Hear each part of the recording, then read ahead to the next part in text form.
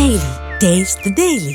தலைவர்களை பிடிக்காம இருக்கு, நேசிக்கிறேன், செயல்பாடுகள் தவறா இருக்குன்னு சொல்றேன். நீங்க அதுக்கும் பேசணும் இதுக்கும் பேசணும். எங்க அம்மா வாசுகிலாம் எனக்கு எதிராக பேசணும்னா தானே நீங்க வாரீங்க.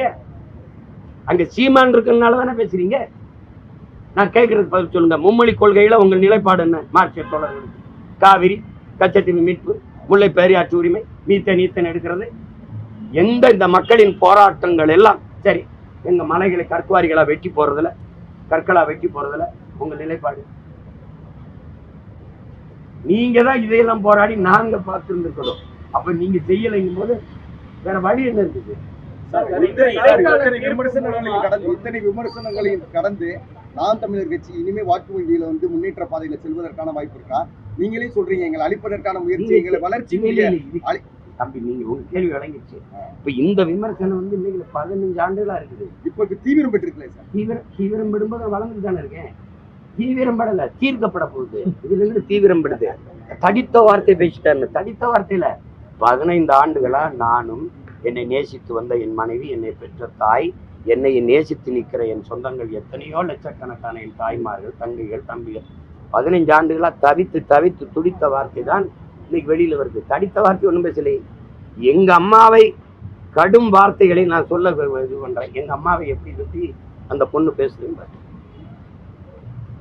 எங்க அம்மாவை எங்க அம்மாவை இந்த மகனே என்னை திட்டும் போது 15 ஆண்டுகளா தாங்கிட்டு இருக்கிறோம் நாங்க. என் குடும்பத்து பெண்களை எங்களை இழிவாக்கும் போது நான் ஒன்றும் அந்த அம்மாவை 15 ஆண்டுகளா நகர்த்தி அதை விடுங்க பேசாதீங்க நான் கண்ணியங்காத்து போனேன். நான் இருக்கிற இடம், நான் நடத்தி போற படைக்கு மரியாதை வேணுமே நான் நகர்த்தி போனோம். ஒரு முடிவுக்கு வர வேண்டியது இருக்குல்ல. இது எவ்வளவு நாளைக்கு இந்த அழுத்தை சுமக்கிறது? அதனாலதான் நம்ம பேச வேண்டியது இருக்கு. நான் பேசிட்டேன்னா அதே திராவிட முன்னேற்ற கழக தலைவர் பெருமக்கள் தோழர்கள்லாம் பேசுறாங்கன்னா அவங்க வாடகைக்கு வாங்கி வச்சிருக்கிற வலையொலி தலைவர்கள் அவர்கள்லாம் பேசுற வார்த்தைகளை பிடிங்க. உங்களுடைய கட்சியில் இருக்க முதன்மை பேச்சாளர்கள் பேசுறதை கேளுங்க. குறிப்பா அந்த பொண்ணு எங்க குடும்பத்தை பத்தி பேசுனது, என்னையை திட்டும் போதெல்லாம் என் தாயை இழுத்து பேசுவதை நீங்க பாருங்க, கேளுங்க. வேணா வலையொலியில கேட்காம இருக்க மாட்டீங்க. அதுக்கெல்லாம் என்ன, அந்த பொண்ணு தான் பெண்ணு, என்னை பெற்ற தாய் பெண் இல்லையா, என் மனைவி பெண் இல்லையா? அதையெல்லாம் நீங்க பார்த்து பேசணும். நாங்கள் நாகரிகமற்றவர்களோ பண்பாடற்றவர்களோ அறம் மீறுவர்களோ கிடையாது. அதை பேசுவதற்கு திமுகவுக்கு இந்த திராவிடர் கழகத்துக்கும் இவங்களுக்கு தகுதி கிடையாதுங்கிறத எங்களுடைய கருத்து நிலைப்பாடு. அதுக்கு மேல நீங்க பேசுற மாதிரி பதில் நான் பேசினா நல்லா இருக்கு. சார், அது தனிப்பட்ட ரெண்டு பேரோட சம்பந்தப்பட்ட விஷயம் பொதுவெளியில பேசக்கூடாதுன்றத எல்லாரோட கருத்தாவும் இருக்கு. இல்லையா நீங்க பேசிட்டீங்க. 15 ஆண்டுகளா இழுத்து கொண்டு பேசிட்டீங்க. நான் விலகி தற்காத்து அமைதியாத்து போய் தான் வழி இல்லாம வழக்க நானே தொட்டேன். நான் எங்க, நீங்க அப்படி இல்லையே. ஏன்னா இந்த செய்தியில இப்ப நான் எத்தனையோ மக்கள் போராட்டத்துக்கு, மக்கள் பிரச்சனைக்கு போராடி இருக்கேன், சிறைக்கு போயிருக்கேன், எவ்வளவோ வழக்குகளை வாங்கியிருக்கேன். இந்த நிலத்துல என்ன அளவுக்கு மக்களுக்காக பேசி வழக்கு வாங்கினவன் எவனும் இருக்க முடியாது.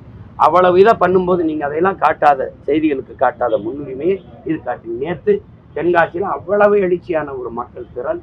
நான் என் மலைகள் களவு வருக்காக பேசுறேன். அதையெல்லாம் யாரும் அவ்வளவு குறிப்பா செய்தி எடுத்துட்டு போகல. அது எடுத்துட்டு போகல. திட்டமிட்டு பண்றாங்க. இப்படி கேள்வி கேட்டா நான் என்ன சொல்றது? இன்னும் உங்களுக்கு ஐயா இருக்கா? அதுல திட்டமிட்டு ரொம்ப நாளா திட்டமிட்டு இதுக்குன்னு பல பேரை வேலைக்கு போட்டு, இதுக்குன்னு பல அதிகாரிகளை போட்டு, இதுக்கு மேல சொல்லணுமா? அது நடக்கும். திமுக தடை மூலமா விஜயலட்சுமிக்கும் அரசுக்கும் என்ன சொல்ல நினைக்கிறீங்க?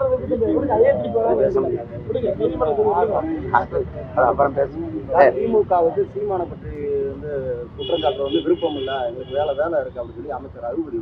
நீங்க ஒரு நாங்க இந்த வழக்கை நினைச்சிருந்தா எப்படி வேணா திருப்பி இருக்கலாம், மாத்தி இருக்கலாம் நினைச்சுதான் திருப்பி கொண்டு வந்திருக்காங்க. நினைக்காம எவ்வளவு தூரம் நடக்குது? அதெல்லாம் இல்லை. அவங்களுக்கு ஒரு வேலை இல்லை. திருடுறது, எப்படி மக்களை ஏமாத்துறது, அதை பத்தி சிந்திக்கிறது தான். இப்ப இதுல எப்படி இப்ப பாருங்களேன், இந்த நிதிநிலை அறிக்கை வரும்போது எப்படி வருதுன்னு மட்டும் பாருங்க. அவ்வளவு இனிப்பு. இந்த காதுகள்ல, இந்த காதுல லிட்டரா தேனை ஊத்துறாங்களே இல்லைன்னு பாருங்க. வேற என்ன நடந்திருக்கு? உங்களுக்கு என்ன வேலை இருக்கு? நீங்க செய்ய வேண்டிய வேலையை தான் நான் செஞ்சுக்கிட்டு இருக்கேன். ஏன்னா வேலை எனக்கு தான் இருக்கு. உங்களுக்கு என்ன இருக்கு? 1 லட்சம் போராட்டங்களுக்கு அனுமதி கொடுத்திருக்காங்க முதல்வர். 3 ஆண்டுகள். அப்ப 1 லட்சம் பிரச்சனைகளை எங்களுக்கு கண்டிப்பாங்க. அந்த பிரச்சனைகளுக்கெல்லாம் நாங்க போராட வேண்டியது. சார், அனைத்து கட்சி கூட்டத்துக்கு வந்து மற்ற கட்சிகள் கௌரவம் பார்க்க கூடாது வரணும் அப்படின்னு சொல்லியிருக்காரு ஸ்டாலின். அப்படியே மதியாதார் வாசல் மிதியாது, தலைவாசல் மிதியாதே. நான் மதியாதார் வாசல் மிதிக்க மாட்டேன், அவ்வளவுதான். பாதகம் செய்பவரை கண்டால் நாம் பயம் கொள்ளலாகாது பாப்பா.